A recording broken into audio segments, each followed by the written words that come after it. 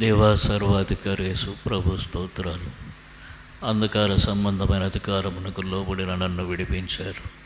అంధకారమైన మనస్సు కలిగి అంధకార క్రియలు నిష్ఫలమైన అంధకార క్రియలు చేస్తూ పాపములో నిత్య నాశనమునకు సిద్ధపడి ఉన్న నన్ను ప్రభా మీరు దర్శించారు, నా మౌననేత్ర వెలిగించారు. ప్రభా నన్ను ఆ అంధకార సంబంధమైన అధికారంలో నుండి విడిపించి మీ రాజ్య నివాసనగా చేశారు. మీకు స్తోత్రాలు. మీ రాజ్యం వెలుగు రాజ్యం, ఆ వెలుగులోనికి నన్ను తీసుకుని వచ్చారు. స్తుతిస్తున్నాను ప్రభా. తేజో సంబంధమైన యుద్ధోపకరణాలు నాకు అనుగ్రహించారు ప్రభువా. దేవుని ఎదుట దుర్గములు పడగొట్ట జాలినంత బలము కలిగిన ఈ యుద్ధోపకరణముల ద్వారా అంధకార సంబంధమైన లోకనాథులను, సాతాను, చీకటి అంధకార శక్తులను ఎదిరించి పోరాడి విజయం ఉంది, విజయోత్సాహంతో జీవించే ధన్యత నాకు అనుగ్రహిస్తున్నారు. శ్రమ అయినా, నింద అయినా, బాధ అయినా, రోగమైన, కరువైన, ఉపద్రవమైన, వస్త్రహీనత అయినా మరి ఏదైనాను క్రీస్తు ప్రేమ నుండి నన్ను వేరు చేయదన్నట్లుగా సాతాను తెచ్చేటటువంటి ప్రతి శోధన మీద విజయం అనుగ్రహిస్తున్నందుకు వందనాలు. చూపిస్తున్న ప్రేమ, కృప, కనికరాల కొరకు వందనాలు. మీరు నాకంటే ముందు ప్రభువా లోకమును, సాతాను, శరీరమును, మరణమును, సమాధిని గెలిచినటువంటి వారు మీ విజయంలో నాకు పాలను గ్రహిస్తున్నందుకు వందనాలు. స్తుతిస్తూ ఘనపరుస్తూ ఏమిచ్చి మీ రుణం తీర్చుకోలేను ప్రభు. ఘనత, మహిమ, ప్రభావములను మీకు ఆరోపిస్తూ ఈ కొద్ది నా స్తుతి ఆరాధన నా కొరకు మరలా తన మహామహిమతో తిరిగి రానయ్యున్న యేసుక్రీస్తు వారి అతి శ్రేష్టమైన నామములనే అతి వినయముగా సమర్పించుకొనుచున్నాను మా తండ్రి. బైబిల్ పల్లవి పాడుకుందాం. పఠింప శ్రేష్ఠ గ్రంథము బైబిల్, పఠింప శ్రేష్ఠ గ్రంథము బైబిల్, అనుదినము పఠించిన ప్రేమ తోడ నడుపును. ఓ పఠింప శ్రేష్ఠ గ్రంథము బైబిల్, दुनिया में सबसे प्यारे पुस्तक बाइबल, दुनिया में सबसे प्यारी पुस्तक बाइबल, पढ़ेंगे उसके रोज बरोज सामने कदर कोई ना हो.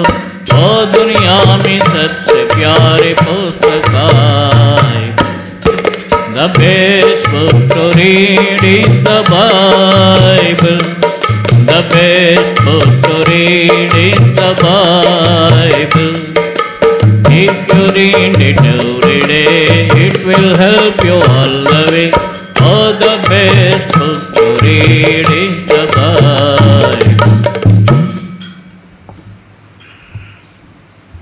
ప్రభుబల్లో పాల్పంపులు పొందే ముందుగా పరిశుద్ధ గ్రంథంలో నుండి కొన్ని మాటలు చూసుకొని మనం మన జీవితాలను వాక్య వెలుగులో పరీక్ష చేసుకుందాం. అలాగన యోగ్యమైన రీతిలో ప్రభు బలలో పాలు పంపులు పొందుదాం. హెబ్రీలు రాసిన పత్రిక 12వ అధ్యాయం,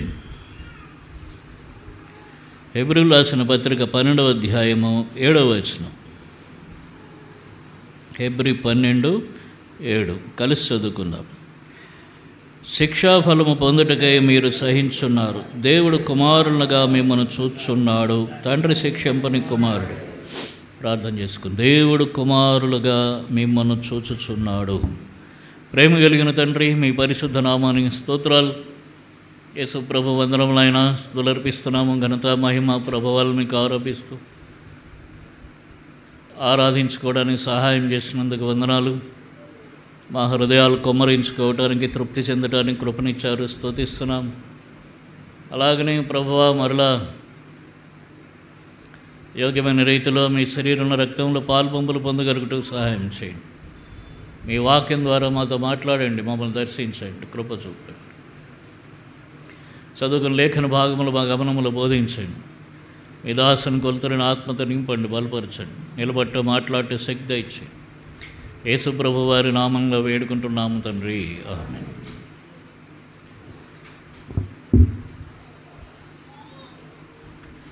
దేవుడు మిమ్మును కుమారులుగా చూచుచున్నాడు. ఇక్కడ పురుషులని స్త్రీలని భేదం లేదు, అందరినీ కుమారులు అంటున్నాడు. అందరు కుమారులే. దేవుడు మిమ్మును కుమారులుగా చూచుచున్నాడు. అయితే తండ్రి శిక్షింపని కుమారుడెవడు? తండ్రి శిక్షించని కుమారుడు ఉంటాడా? ఏదో ఒక రకంగా ఎప్పుడో ఒకప్పుడు గద్దించో శిక్షించో, చిన్నదో పెద్దదో దెబ్బోసో ఏదో ఒక రకంగా శిక్షిస్తాడు. తండ్రి శిక్షింపని కుమారుడెవడు? కాబట్టి శిక్షాఫలం పొందుటకై మీరు సహించుచున్నారు. అయితే ఇక్కడ అంటాడు, దేవుడు కుమారులుగా మేము చూస్తూ, మనం దేవుని కుమారులం. దేవుని కుమారులంగా మనం ఎట్లా జీవిస్తున్నాం? కొన్ని మాటలు పరిశుద్ధ గ్రంథంలో నుండి మనం చూద్దాం. కుమారులు జీవించే విధానాలు క్లుప్తంగా ఒక పావుగంట. సామెతల గ్రంథం 10వ అధ్యాయం. సామెతల గ్రంథము 10వ అధ్యాయం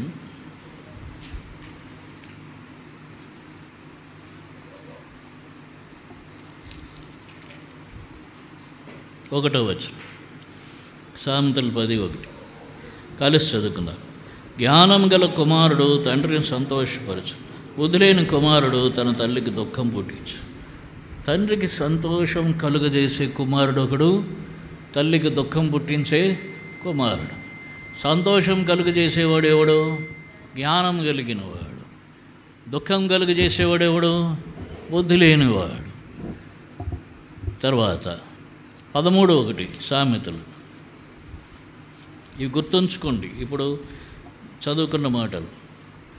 తర్వాత 13:1 కలిసి చదువుకుని. తండ్రి శిక్షించిన కుమారుడు జ్ఞానం గలవాడు, అపహాసకుడు గద్దింపునకు లోబడు.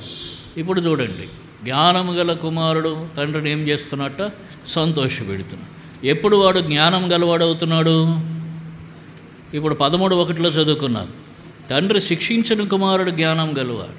తండ్రి శిక్షిస్తేనే జ్ఞానం, శిక్షించకపోతే అజ్ఞానం. అంత పర్వాలేదులే, ఇలాగే ఉంటుంది. ఇప్పుడు రోజు రాత్రి 10 గంటలకు వస్తున్నాడు అనుకోండి కొడుకు,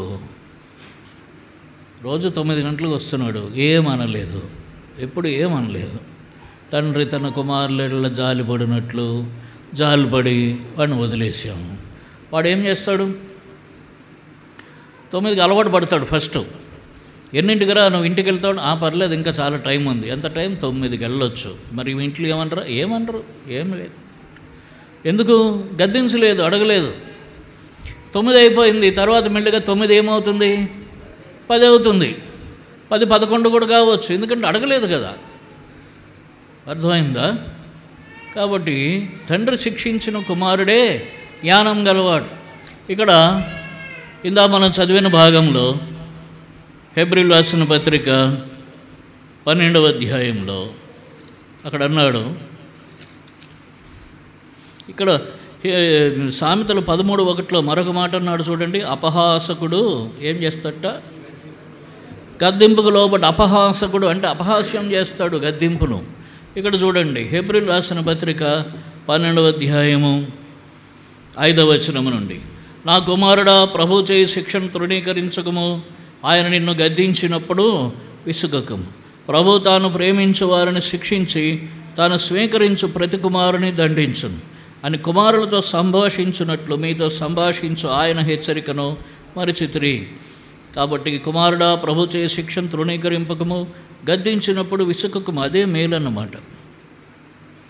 దేవుడు గద్దిస్తే మేలు, దేవుడు శిక్షిస్తే మేలు. తండ్రి శిక్షించని కుమారుడెవడు?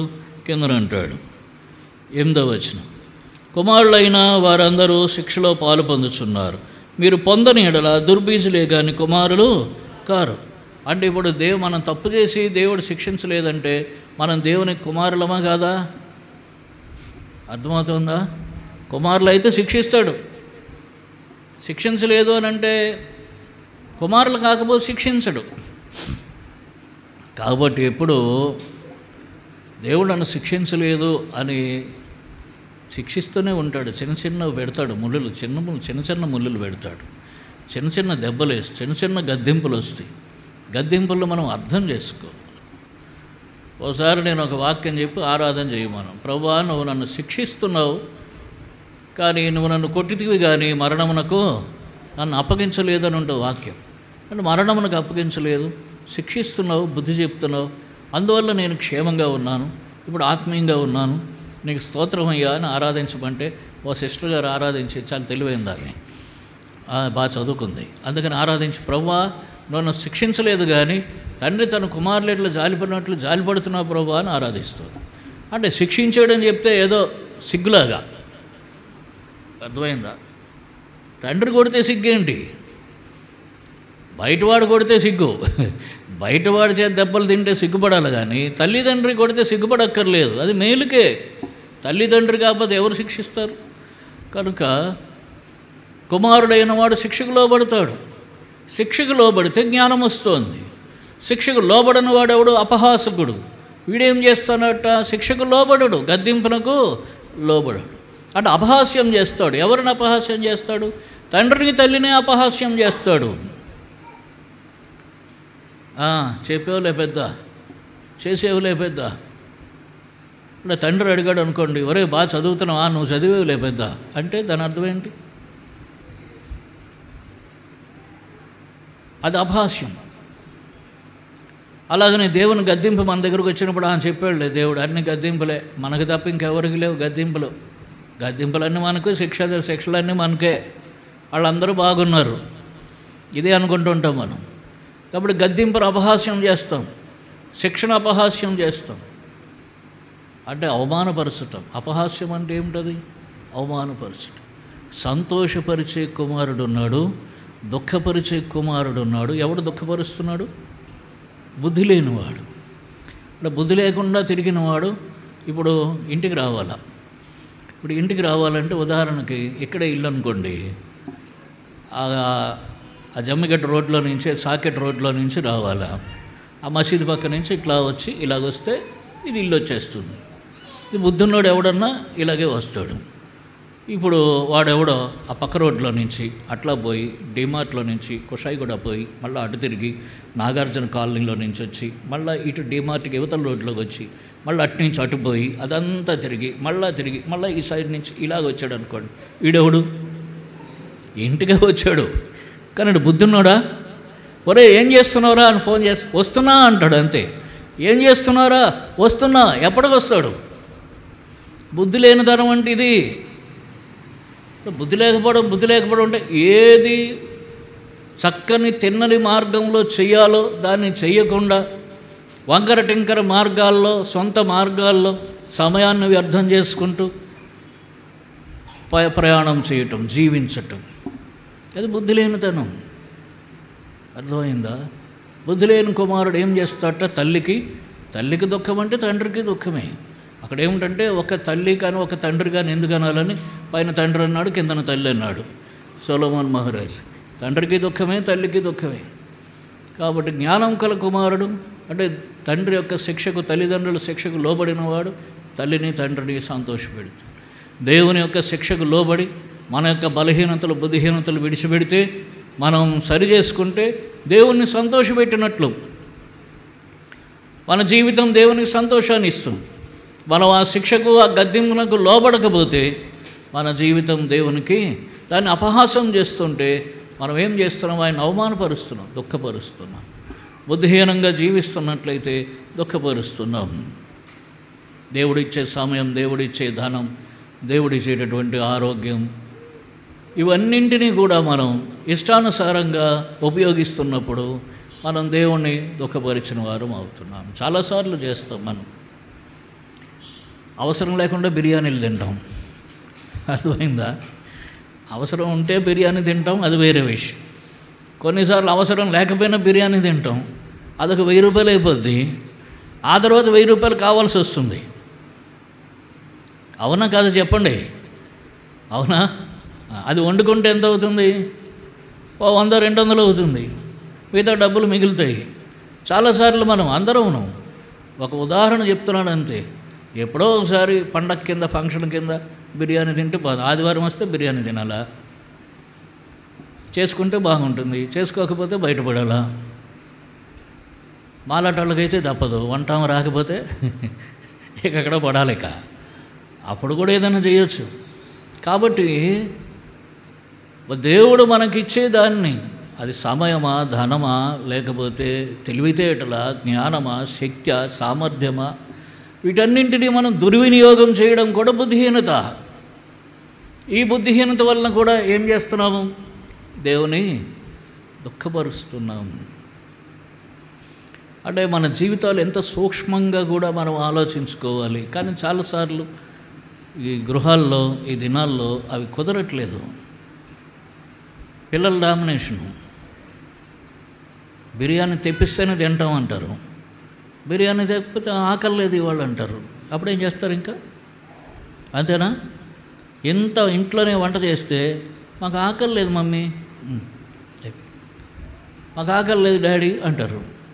అప్పుడు ఏం చేయాలో? వండిందంతా వీళ్ళతో ఎందుకు బాధలే, వండిందంతా పారేయటం ఎందుకని ఆ బిర్యానీ తెప్పిస్తే అది తింటే రాత్రి కడుపు నొప్పి స్టార్ట్ అవుతుంది. పొద్దున కల్లా కడుపులు ఇంత ఉబ్బుతాయి. అవి ఉంటేనే కానీ సంతోషం ఉండదు. అప్పుడు స్కూల్, కాలేజీలు మానేయచ్చు. కనుక ఇది బుద్ధి. ఇటువంటివి మన జీవితంలో చిన్న చిన్నవి కూడా, అంటే బైబిల్లో రాసుకున్నవి మన జీవితంలో సూక్ష్మమైన విషయాలు కూడా మనం అన్వయించుకోవాలి, అర్థం చేసుకోవాలి.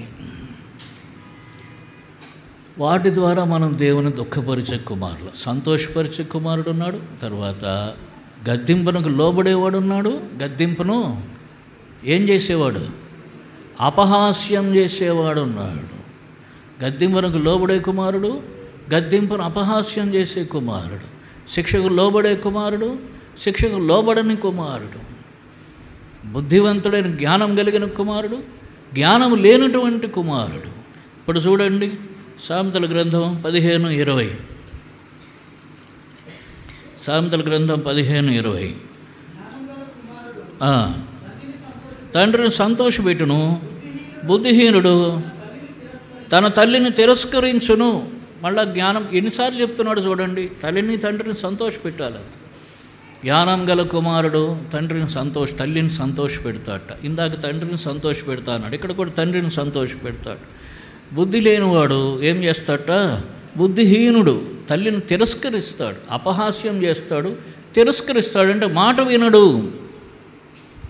చెప్పేవులే, రేపు బయటికి వెళ్ళకరా అంటే అలాగే అంటారు. బయటికి వెళ్ళకరా అంటే అలాగే అంటాడు. వాడు వినడు, అలాగే అంటాడు. అడిగించి చూస్తాడు, కనబడ్డు. బుద్ధిహీనుడు, తిరస్కరించటం. మనం ఎన్నిసార్లు దేవుని మాటను తిరస్కరిస్తున్నాం అని చెప్పి దానికి లోబడట్లేదు. తిరస్కరించడం అంటే చెప్పేవులే, ధైర్యం అంటే బయటకు అంటారు, కొడతాడేమో అనుకుంటే మనసులో అనుకుంటారు. అంతే. పిల్లలు తల్లిదండ్రుల మీద వాళ్ళకి ధైర్యం ఉందనుకోండి, బయటకు అంటాడు, చెప్పేవులే అంటాడు. వాడికి ధైర్యం లేదనుకోండి, కొడతారేమో, ఎందుకు వచ్చిన బాధ అని మనసులో చెప్పారులే, మీరు తిరగట్లేదా, మేము తిరగొచ్చకూడదా? ఇదంతా ఏమిటి? తిరస్కారం. దేవుని మీద మనం తిరస్కారం. దేవుడు మిమ్మల్ని కుమారులుగా చూస్తున్నాడు. కుమారులమైన మనము తండ్రికి ఇవ్వాల్సినటువంటి ఆ ఘనత ఇవ్వాలి. చూడండి, అక్కడ మలాకి గ్రంథమా,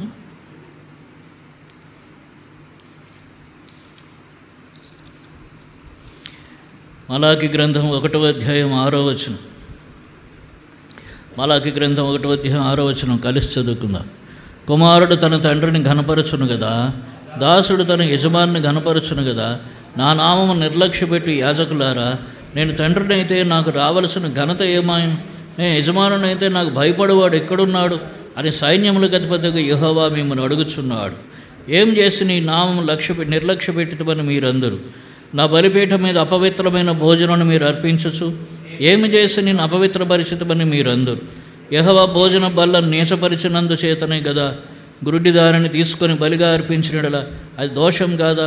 కుంటిదారినైనా రోగం గలదారినైనా అర్పించినట్ల దోషం కాదా? అటు వాటిని అధికారికి నీవు ఇచ్చినట్ల అతడు నీకు దయచూపున నిన్ను అంగీకరించునా అని సైన్యములకు అధిపతి యెహోవా అడుగుచున్నాడు.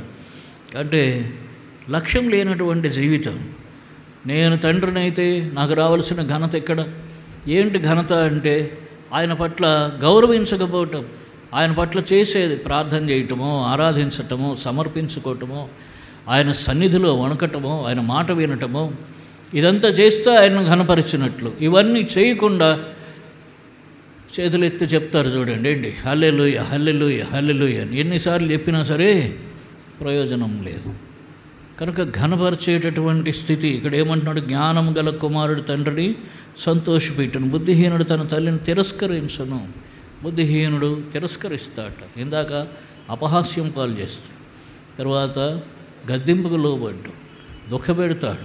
తిరస్కారం ఇది మరి భయంకరమైనది. అంటే దేవుని దగ్గర నుంచి ఆజ్ఞ వస్తుంది, మాట వస్తుంది, వాక్యం వస్తుంది, కానీ మనం లెక్క చెయ్యం దాన్ని.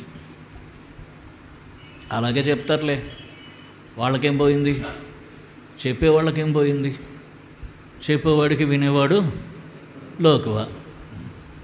కాబట్టి వాళ్ళు చెప్పాలి కాబట్టి చెప్తారు, వాళ్ళకేం పోయింది. మన పరిస్థితి దేవుడు ఉన్నాడులే, తెలియదా దేవుడికి, ఇలాగే అనుకుంటాం మనం. అనుకుని దేవుడిని తిరస్కరిస్తాం. తర్వాత చూడండి 17 సామెతలు 17:25. సామెతలు 17:25. బుద్ధిహీనుడ కుమారుడు తన తండ్రికి దుఃఖం తెచ్చును, తను కనిన దానికి అట్టివాడు బాధ కలుగచేయను. యేసుక్రీస్తు ప్రభువారు మనల్ని కన్నాడు, తన రక్తం ఇచ్చి కొన్నాడు, కన్నాడు. కాబట్టి మనం ఏం చేస్తున్నాం? ప్రభుకు బాధ, బుద్ధిహీనత వలన. బుద్ధిహీనమైన అంటే ఆత్మీయంగా సరైన జీవితం జీవించకపోవటం వల్ల, బుద్ధిహీనత వలన దేవునికి ఏం చేస్తున్నామట? దుఃఖం కలుగజేస్తున్నాము, బాధ కలుగజేస్తున్నాము. బాధ కలుగజేసి కొంతమంది తల్లిదండ్రులు అంటారు, అరే నువ్వు పుట్టకపోయినా బాగుండేది అంట, నిన్ను కనకపోయినా బాగుండేది, నేను ఎందుకు కన్నానురా బాబు అంటారు కొంతమంది పిల్లల్ని. అంటే వాళ్ళు అంత బాధ పెడతారు, దుఃఖ పెడతారు. కాబట్టి ఆ రీతిగా దుఃఖం కలుగజేసేటటువంటి పిల్లలు వీరు, బాధ కలుగజేసి. మనం అంతే. అంటే అందుకనే చూడండి అక్కడ ప్రకటన గ్రంథంలో 3వ అధ్యాయంలో ప్రభు చెప్పాడు, లవోదికీయ సంఘంతో మాట్లాడుతూ ఏమన్నారు ఆయన?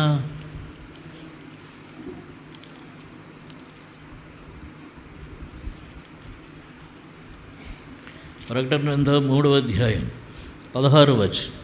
నీవు వెచ్చగానైనను చల్లగానైనను ఉండక నిలువెచ్చగా ఉన్నావు గనుక నేను నిన్ను నా నోట నుండి ఉమ్మివేయ ఉద్దేశించుచున్నాను. ఎందుకు? నీవు దౌర్భాగ్యుడు, దిక్కుమాలినవాడు, దరిద్రుడు, గుడ్డివాడు, దిగంబరుడు ఉన్నావని ఎరుక్క నేను ధనవంతుడును, ధనవృద్ధి చేసి ఉన్నాను, నాకేమి కొదువు లేదని చెప్పుకొంచున్నావు. ఇది బుద్ధిహీనత. ఏం లేకపోయినా, ఆత్మీయత ఏం లేకపోయినా మా అంత ఆత్మీయులు లేరు అనుకోవటమే బుద్ధిహీనత. అందుకని ఎట్లా ఉన్నారట? చల్లగా లేరు, వెచ్చగా లేరుట, నులివెచ్చుకున్నారు. నోట్లో నుంచి ఉమ్మివేయి ఉద్దేశిస్తున్నాను అంటే అది బాధపరిచే పరిస్థితి. నోట్లో ఉంచుకోలేడు, ఉమ్మివేయలేడు. కాబట్టి వాళ్ళని విసర్జించలేడు, తిరిగి వాళ్ళతో సహించలేడు, విసర్జించలేడు. అటువంటి స్థితి మనతో దేవునికి. ఏమన్నాడు ఇక్కడ? తన్ను కనిన దానికి అట్టివాడు బాధ కలుగచేయను. సామెతల గ్రంథం 19:13 చూడండి. సామెతల గ్రంథం 19:13. బుద్ధిహీనుడకు కుమారుడు తన తండ్రికి చేటు తెచ్చును, భార్య తోడి పోరు ఎడతెగక పడుచుండు బిందెవులతో సమానం. ఆ భార్యను వదిలేద్దాం. బుద్ధిహీనుడు కుమారుడు తన తండ్రికి చేటు తెచ్చును. చేటు అంటే సిగ్గు తీసుకొస్తాడు. బుద్ధిహీనుడు కుమారుడు సిగ్గు తీసుకొస్తాడు. ఇలాంటి పదవ పనులన్నీ చేస్తున్నారు అనుకోండి. కొంతమందిని గురించి ఎవడరా బాబు వీళ్ళని కన్నారు అనుకో, అంతేనా? వీళ్ళని కన్నదెవరో మామూలుగా అంటారు, రే నా కడుపుని చెడబుట్టి నా పేరు పాడు చేస్తున్నావురా అని అంటారు. కాబట్టి చేటు తీసుకొచ్చేటటువంటి పిల్లలు, అవమానం తీసుకొచ్చే పిల్లలు, పేరు పాడు చేసేటటువంటి పిల్లలు ఎవరు? వారు బుద్ధిహీనులు.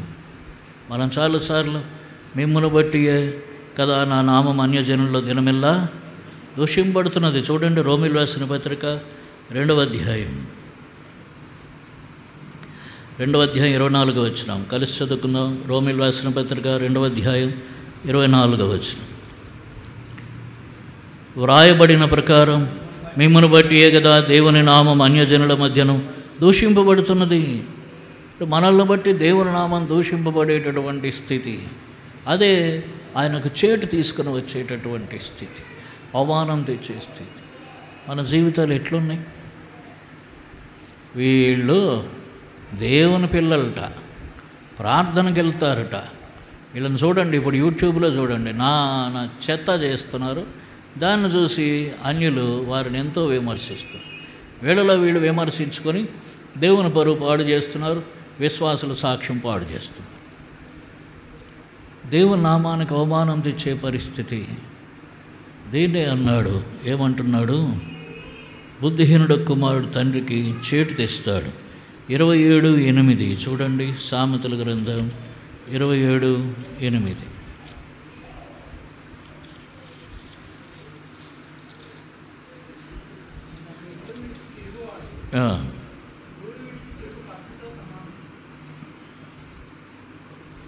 అదే ఉందా?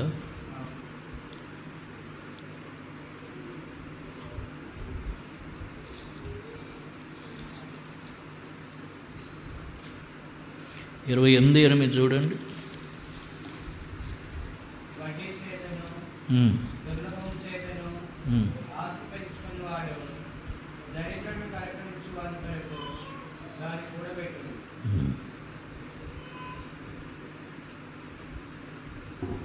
ఎక్కడో మిస్ అయింది.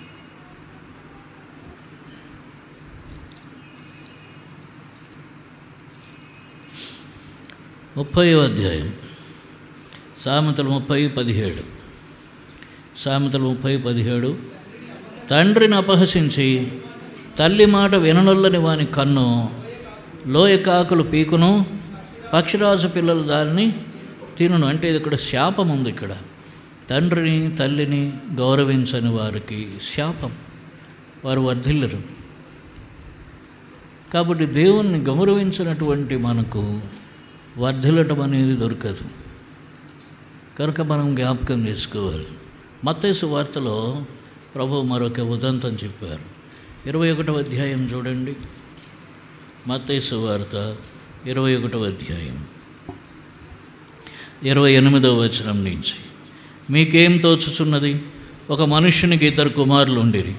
అతడు మొదటి వాని యొద్దకు వచ్చి, కుమారుడా, నేడు పోయి ద్రాక్ష తోటలో పనిచేయమని చెప్పగా వాడు పోను అని ఉత్తరం ఇచ్చను, కానీ పిమ్మట మనస్సు మార్చుకొని పోయాను. అతడు రెండో వాని యొద్దకు వచ్చి ఆ ప్రకారమే చెప్పగా వాడు అయ్యా పోదునను, కానీ పోలేదు. ఇద్దరు ఎవడు తండ్రి ఇష్ట ప్రకారం చేసిన వాడని వారిని అడిగాను. అందుకు వారు మొదటివాడే అనిరి. ఒక తండ్రి ఉన్నట్టు, ఒక వ్యక్తి ద్రాక్ష తోట ఉంది, 2 కుమారులు ఉన్నారు. మొదటివాడికి చెప్పాట, అయ్యా పోయి పని చేయవయ్యా అంటే వాడు ఏమన్నాడు? నేను పోనన్నట్ట. నేను పోనని చెప్పి మనసు మార్చుకొని వెళ్ళి చేసేట. అంటే తండ్రి చెప్పాడు కదా. మొదటి వాని శరీరం అంగీకరించలేదు, కానీ తండ్రి ఆజ్ఞకి ఇప్పుడు లోబడ్డాడు. లోబడి వెళ్ళి పని చేశాడు. రెండో వాడు ఏమన్నట్ట, అయ్యా పోతాను, ఇప్పుడే పోతా, ఇదిగో 5 నిమిషాలు ఆగిపోతా, ఇలా చిన్న పని ఉంది చేసిపోతా, ఏదో చెప్పాడు, కానీ వాడు పోలే. ఎవడు తండ్రి ఇష్ట ప్రకారం చేసినవాడు? కాబట్టి తండ్రి ఇష్ట ప్రకారం చేసిన కుమారుడు, తండ్రి ఇష్ట ప్రకారం చేయని కుమారుడు. ఇప్పుడు మన సంగతి ఏంటి? తండ్రి ఇష్ట ప్రకారం చేస్తున్న కుమారులమా? అంటే సిస్టర్స్ బ్రదర్స్ అందరూ కుమారులేక తండ్రి ఇష్ట ప్రకారం చేస్తున్న కుమారులమా, పిల్లలమా? తండ్రి ఇష్ట ప్రకారం చేయని కుమారులమా? మన జీవితాలు ఎట్లా ఉన్నాయి? ఇంకా బైబిల్ అనేక ఉంటాయి కుమారుల గురించి. 4-5 విషయాలు చూసి, తండ్రిని సంతోషపరిచేవాడు, తండ్రిని ఘనపరిచేవారు, తండ్రి ఇష్ట ప్రకారం చేసేవారు వీరొకరు. తండ్రిని దుఃఖపరిచేటటువంటి వారు, తండ్రిని అపహాస్యం చేసేవారు, తండ్రిని తిరస్కరించేటటువంటి వారు, తండ్రి అవమానపరిచేవారు, తండ్రికి చేటు తెచ్చేటటువంటి వారు, తర్వాత తండ్రి ఇష్ట ప్రకారం చేయనటువంటి వారు వీరొకరు. ఇప్పుడు మనం ఏ గుంపులో ఉన్నాం పరీక్షించుకుంటూ. ఒకవేళ తండ్రి ఇష్ట ప్రకారం చేయకపోతే అక్కడ శాపం ఉంది. సామెతల గ్రంథం 30వ అధ్యాయంలో చూసి, తండ్రి ఇష్ట ప్రకారం చేస్తే దీవెనలు ఉన్నాయి. కనుక మన జీవితాలు మనమే పరీక్ష చేసుకోవాలి, ఎవరికి వారే పరీక్ష చేసుకోవాలి. ఏదో వింటున్నాం, ఏదో చేస్తున్నాం, అంతా అయిపోద్ది, మన ఇష్టాన్ని మనం చేస్తున్నామంటే నా ఇష్టం నా కష్టం నీకేం నష్టం అన్నట్టు ఒకడు. నా ఇష్టం నా కష్టం నీకేం నష్టం అన్నట్టు. ఎవరికేం నష్టం? ఎవరికి నష్టం లేదు. ఎవరికి నష్టం? మనకే వ్యక్తిగతంగా, ఎవరికి వారికే నష్టం అంతే. ఒక ఆయన చెప్పాట, నువ్వు అన్నీ చెప్తావు చెయ్యవా అని అడిగిందిట భార్య, బోధకుడు అనమాట. నువ్వు అన్నీ చెప్తావు కదా, నువ్వు చెయ్యవా అని అడిగితే మనదంతా సప్లై కానీ అప్లై లేదన్నట్ట. అర్థమైందా? అంత సప్లయే, మనకి అప్లై లేదన్నట్ట. వాడిపోతాడు, విన్నవాడు బాగుపడతాడు. ఇక్కడ ఎక్కడ ఉంటుంది చూడండి, మత్తయి సువార్త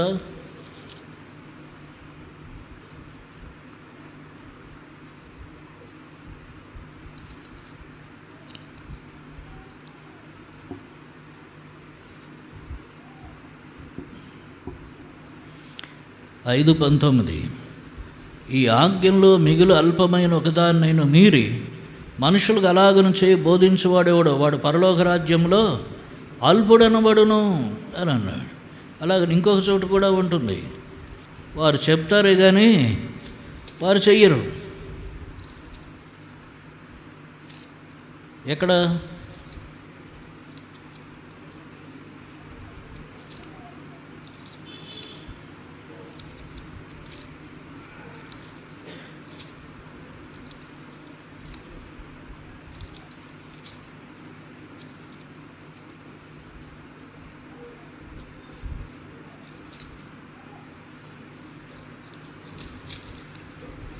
సరే, కాబట్టి చెప్పినవాడు చెయ్యాలి.